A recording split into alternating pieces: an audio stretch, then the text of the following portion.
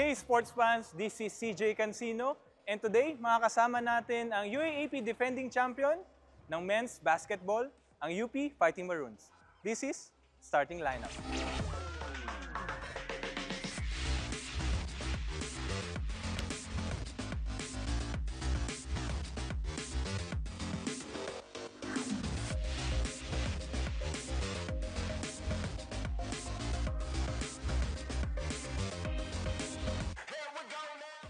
Alam ko naman na kayong tatlo sanay kayo sa championship kasi since high school, lagi kayong pasok sa championship.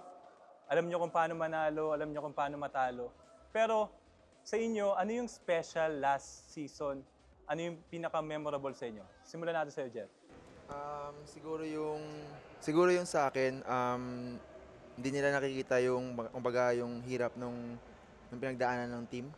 Hindi naman siya naging perfecto lahat. All throughout sa season, may mga downside talaga yung team eh. So, inilaban talaga namin yung laging sinasabi ni Coach Cold sa amin na pag may mga pangit na nangyayari, mag-response lang kami. And alam mo naman yun sa naging part ng team. And siguro yun, parang pinakamasarap na feeling para sa akin yung after nung buzzer nung Game 3. Kasi parang ramdam namin lahat ng pagod, lahat ng hirap, pagalit niya na Coach Gold, ramdam namin nung buzzer na yun. And ang sarap sa feeling. Tsaka ano no? Parang from galing tayong talo, isa rin and then yun. nakuha natin na yung Dalawang championship. sunod. Sa'yo naman, Ter, ano yung difference nung season 84 sa championship nung last season? Ako siguro personally, yung pinagkaiba niya sa akin. Alam mo naman yung season 84, ang dami nagsasabi na parang chamba lang. Underdog, diba? Parang pandemic, ano ba yun? Pandemic champions. Siguro, special siya for me dahil siguro statement din yun yung huling champion natin na galing sa talo. Tapos yun nga, marami nagsasabi na parang chamba lang. So yun, masaya and special siya for me. Yan. Punta naman tayo kay Harold. Lol, di ba ikaw isa ka sa dumipensa kay KQ nung Game 2, di ba? So, si KQ, lumabas yung laro ng Game 2. Ano yung pinaka-adjustment mo? And nakipag-usap ka ba kila Rayland, mga kasama mong dumipensa kay KQ? Ano yung mga naging adjustment yun nung papunta ng Game 3? Actually, before Lasal game, parang pinapanood ko talaga yung highlights ni Kevin. Kasi through ganong way, makikita ko yung mga tendencies niya, tapos yung mga habits niya na nakikita ko. Parang sa mind ko, na-memorize ko na yung mga laro ni Kevin. Parang sa way na yun, parang yun yung way ko na parang mag-extra effort para mabantayan si Kevin. Kasi that time, makita naman natin si Kevin na grabe take over ng game. Lalo na nung game 2, makikita niyo na parang lamang kami. Tapos biglang bumaliktad. Grabe yung kumpiyansa niya sa sarili niya. Tapos yung papasok ng Game 3, tapos halos lahat niya kami palaging talo. Halos lahat tayo patalo sa Game 2. Parang trauma, ganun. Sabihin nating trauma na ito na naman tayo, Game 3 na naman, ba't palaging ganito? Tapos napapaisip ka kung anong mangyayari, ganyan. Pero that moment, parang nag-stay present namin, ginawa lang namin yung game plan. Pero tingin mo, nakatulong ba yun? Kasi di ba syempre naging teammate niyo si KQ. So alam mo yung tendency niya off the court. So tingin mo, nakatulong ba yun na going to Game 3, medyo kilala ko na siya? O ang layo niya na nung high school kayo sa ngayon? Knowing Kevin na since high school, sobrang sipag talaga niya eh. Pero high school, di kasi kami nagbabantayan eh. Kasi magkaiba ng position. Magkaiba ng position. Pero makikita mo din yung nung sa season na, dun lang ako nanonood ng laro ni Kevin. Binabasa ko lang din siya that time. Pero minsan, hirap ka din talaga bantayan si Kevin. Kasi parang pumapasok talaga yung tira kahit may tao eh. Yun yung nagpahirap sa kanya, yung parang shooting niya. Ang hirap ng bantayan dahil dumagdag na yung mga skills niya, no? Pero balik naman tayo sa'yo, Jer. Nag-evolve yung game mo, yung role mo as a player from defensive stopper, ngayon as a captain. Ano yan? Sinadya mo ba yan o kinausap pa ni Coach Gold na ikaw yung mag-lead sa team, ganun? Going back sa high school kasi captain naman ako nung high school, ikaw na talaga yung Wolfpack na yun eh. Okay. So, alam mo, 2 taon din ata na naging captain ako. And sa college, yung parang first year ko na naging captain. And kahit captain kayo, minsan tumutulong din ako sa inyo, di ba? And siguro nasanay na lang din na ganun yung role ko sa team. And di naman ako ganun nahirapan, di naman ako nag-adjust ng sobra. Kasi yung trust ni Coach Gold na binigay sa akin since nung high school pa, nandiyan pa rin naman.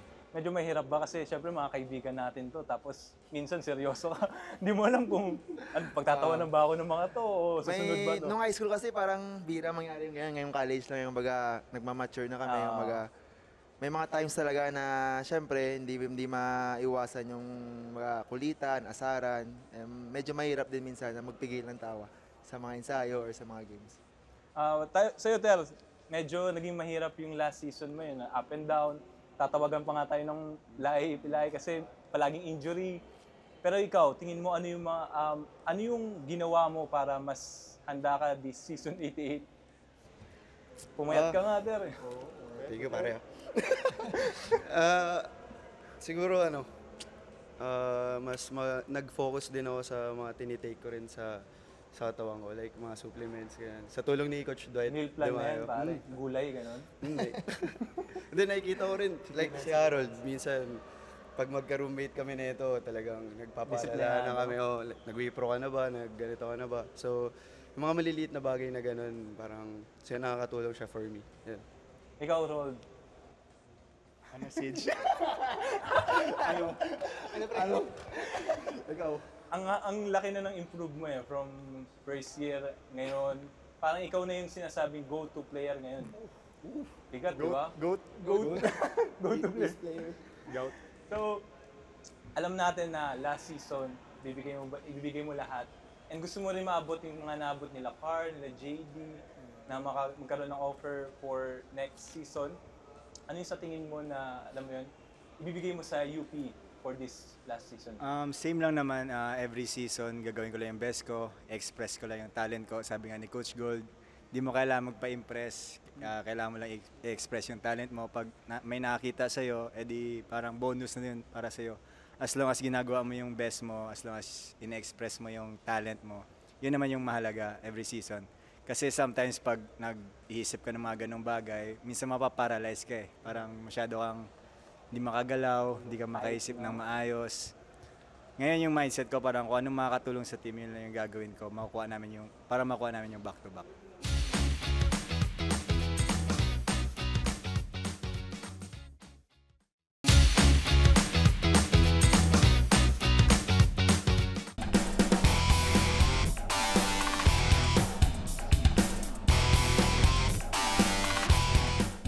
Welcome back to Starting Lineup. Kasama pa rin natin ng UP Fighting Maroons at bagong UP Fighting Maroons na sasabak ngayong Season 88, Ray Remogan. Boss, Slow clap. thank you. Welcome sa Starting Lineup, Ray. Thank you. So, sabi mo nanood ka nung last season nung finals. Alam naman natin kung gaano ka-iba yung fans ng UP, lalo na kapag finals. Nung nanonood ka, ano yung mga na-feel mo and doon nag-champion na, naging motivation ba to para alam mo yung magtrabaho ko na, gusto ko rin to for the next season? Ano yung mga ginawa mo na itong off-season? Siyempre nung nanonood, parang nakakaramdam ka ng parang gusto mo rin maglaro sa ganong crowd. Kasi sa past school ko, hindi naman ganun yung crowd. So parang may konting parang inggit na gusto mo maglaro that time. And siyempre na-motivate ka na kung ano yung nakuha nila, na pagdaanan nila, gusto mo rin mapagdaanan and makuha. And yun, hanggang ngayon naman tinatrabaho pa rin para makuha this season. Kanina pinag-usapan natin yung role nyo kung ano yung mga nangyari. So, ngayon naman, gusto ko manggaling sa bibig nyo kung ano ba yung mga maitutulong nyo for Season 88. Simulan na tayo sa Jer. Ano yung tingin mo, role mo na makakatulong para makabalik kayo ng finals? Siguro ganun pa rin. As a captain siguro, i-guide ko pa rin yung mga players and lalo na yung mga rookies na papunta sa season na gawin lang namin yung ginagawa namin sa practice, apply lang namin yung mga ginagawa namin and stick lang kami sa sistema na pinapagawa sa amin and bigay lang namin yung best namin tulad nung sabi ni Harold kanina na kahit anong mangyari, ano man yung outcome, ang importante is ma-express namin yung sarili namin, yung talent namin, and magtulungan kami sa loob ng court. Ikaw, Ray, from UE, kasi sa UE parang pag sinabing UE, stop Ray Remogat, stop UE. Yun yung mga nasa isip natin nung time na yun eh. Legit. 100%. Halos lahat parang, sige, bigay natin yung bola kay Ray Remogat, siya na bahala. Pero iba dito sa UP kasi syempre may kasama kang Harold, Terence, Jerry, and mga ibang teammates pa na alam mo yun na kapag binigay mo yung bola, alam mo may gagawin. Ano yung parang tinweak mo sa game mo para mas maging okay ka na as a point guard na alam mo makakatulong? Kasi hindi, alam naman natin na hindi pwedeng puro sa'yo muna yung bola eh. Ano yung mga binago mo sa mindset mo, sa workout mo this off-season para mas maging ready ka for season 18? Nung paglipat ko talagang binago ko talaga yung mindset ko kasi yun nga kami from UE na halos parang 50% ng bola nasa akin. So, 50? Mga 90 mga ata. ganun. So, syempre paglipat ko naman alam ko naman na hindi ko magagawa yun. So, kailangan kong ibahin yung mindset ko na kailangan humanap ako ng way na sa ibang way para makatulong sa team. And yun nga, yung goal kasi is mag-champion pa rin, mag-champion talaga. Hindi naman ipakita ko ano yung napapakita ko sa UE. So, siguro yung matutulong ko this team talaga is ibigay ko lang yung best ko and gawin ko yung role ko sa point guard and maging extension talaga ako ng coaches sa loob ng court kasi UAAP is maingay. So, kailangan makonect-connect ko yung bawat isa sa amin and yun nga, yung team namin. Punta naman tayo kay Terence at Harold. Narinig ko kasi na biggest role daw kayo ngayon eh. So ano yung masasabi nyo na malaki yung factor malaki yung factor yung dalawa na makakatulong kayo na para maabot ulit yung finals? As a player naman, up to challenge pa rin naman. Siguro yun yung tinuro sa amin ni Coach Gold eh. Kung may ibigay sa amin na challenge, talagang lalabanan namin challenge na yun. Pero mag-stick pa rin naman kami sa sa sistema. Alam mo naman yun, Siege, na papunta sa finals, hindi na siya about sa skills or more on mind games na yan, more on sa sistema na So, ngayon pa lang, tinatrabaho na namin and yan, para makuha yung championship, yung back-to-back. Ikaw, Rod? For me, yung pagiging lead by example, lead sa actions, kasi di ako masyadong masalita eh. So, pinapakita ko through my actions. And once na, example, si Coach Gold may sinasabi, tapos may pinagsasabihan sa amin, lalo na ako, yun lang, kung paano ako mag-react kasi makaka-apekto din sa teammates ko eh. So, mag-react ako ng maayos para yung teammates ko makita na, uy, yung senior nga namin ganun mag-react, so wala akong karapatan na mag-ganito, ganyan. So, yun lang yung sa akin. And sa game siguro, defensively, offensively, maging ready lang ako kasi once na ibigay sa amin yung moment, alam naman namin na kaya naming harapin. Pag-usapan naman natin yung off-season nyo. Nag-champion kayo sa Phil Oil, tapos lumilipad pa kayo sa ibang bansa. Serbia, Japan, may isa pa ba? Korea. Alis kayo. Tingin nyo, ano yung gano'n ka-importante yung mga gano'n na off-season, lalo na hindi lahat ng college player na abot yun eh. Makapunta na ibang bansa, kasama yung mga teammates, yung mga coaches. Tanong nyo, gano'n ka-importante yun? Laking bagay yun sa team and sa individual namin, sa sarili namin. Kumbaga kasi doon namin nakikita yung mga kailangan namin i-improve as a team and as a individual. And doon rin namin na-apply yung mga ginagawa namin sa practices na mga offense man yan or defense man yan or yung kahit yung sarili mo, yung pakiramdam sa sarili mo, yung tapang mo, yung kumpiyansa mo, doon mo ma-apply lahat yan. And laking bagay, laking tulong nun para sa paparating na season na para mapulido pa namin yung mga ginagawa namin. Let's talk about confidence eh. Nanalo ka ng Finals MVP nung Phil Oil. Gaano na-boost yung moral mo? Back to back. Ay, sorry. Ulitin ko. Let's talk about confidence here. Back-to-back Finals MVP sa Phil Oil. Gaano nakatulong sa confidence mo yun going to season 18? Sa akin, personally, hindi ko naman siya iniisip eh. Kumbaga, sabi nga nila, bonus na yung mga ganong bagay. Bonus? Ha? Bonus na lang yung mga ganong bagay. And sa sarili ko naman, nakakatulong siya para mag-boost yung kumpiyansa ko papuntang UAAP. And hindi ko rin sinasabi na kailangan ko taasan yung kumpiyansa ko kasi ibang liga naman yan eh. Kumbaga, hindi naman siya tulad ng mga off-season na sinasalihan namin. And hindi naman tulad namin, mga players, mga team, nag-i-improve naman siya every day, every month. So pagpunta ng season, ibang atmosphere na yun, ibang usapan na yun. Kumbaga, Sa akin lang maging, yun, continue lang ako sa pagkatrabaho, continue lang namin yung mga ginagawa namin, and mag-improve lang kami araw-araw. Punta tayo kay Rere mo agad. Nung tinira mo yung 3 points mo dun sa Lasal, kasi di ba before nun, hindi ka nakaka-shoot, ang baba ng percentage mo. Ano yung mga na-feel mo na bakit gusto mo itira yun? Kasi sa mga players, kadalasan, di ba, kapag sumablay na, ayaw na tumira. Pero ikaw, ba't tinira mo pa rin yung tira na yun? Siyempre ano yun, unang-una, papasalamat ako kay Coach Golden sa mga teammate ko talaga na ano. Kasi that time, talagang yun nga, sumasablay ako nadadown na ako nun dahil siyempre kahit sino naman player na hindi makashoot parang makakaramdam din ng ano, gano'n. Patuloy lang na binibigyan nila ako ng kumpiyansa na kahit anong mangyari, kung anong guts ko daw is gawin ko, kung ano yung feeling ko is gawin ko. Siguro that time, ayun lang yung parang binigay sa akin ng panahon na mangyari. Ikaw, Ter, nakita ko yung laro niya sa WUBS eh. Grabe pare, tira ka ng tira. Siya yung stand out. Tsaka tira ka ng tira. Iba yung confidence na binibigay mo doon. Tira talaga ng tira. Ano yung mga naisip mo nung time na yun? Inisip. Ikaw nagturo sa akin ng tira lang eh. Hindi, Tira lang, mamaya na yung, bala na yung mamaya. Bala na yung pagalit. Pusakay ka ron. Pusakay ka ron. Saan mo na lang kinukuha yung confidence na yun? Siguro 7-Eleven, sarap yung pagkain. Hindi, parang gusto mo lang rin kasi talaga manali. Yun lang yung mindset ko nun eh. Siyempre, bira lang naman ma-invite yung team and may experience yung ganong laro. So parang gusto mo lang manalo talaga lahat ng games na mapapasukan mo. And wala pa yung ace player namin. So kailangan mo mag-step up. Yun. Siguro, yun lang talaga yung mindset ko nun. Gusto ko lang manalo and binibigay ko lang talaga para sa team. Yun. Yun, sinabi mo nga wala yung ace player. No? Ikaw, Rod, ano yung mga na-feel mo nung time na yun? Kasi syempre, sayang opportunity na nasa ibang bansa ka, makakalaban ka ng mga ibang lahi. Pero ikaw na sideline ka lang, injury ka. Ano yung mga na-feel mo? Ano yung mga ginawa mo doon dahil hindi ka nga nakakalaro?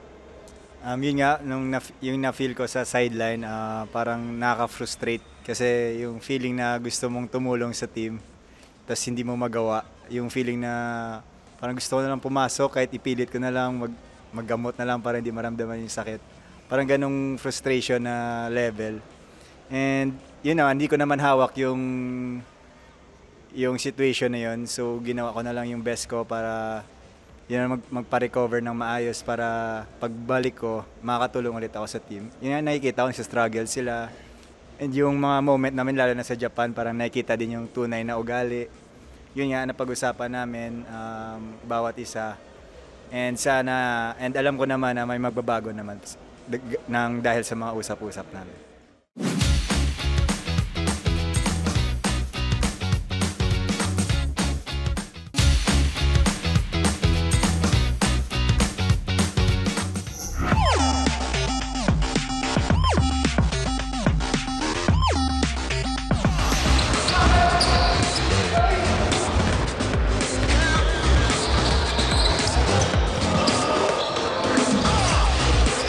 Gagawin lang natin, napapakita lang akong photo, tapos i-explain nyo lang kung ano yung mga nangyari din.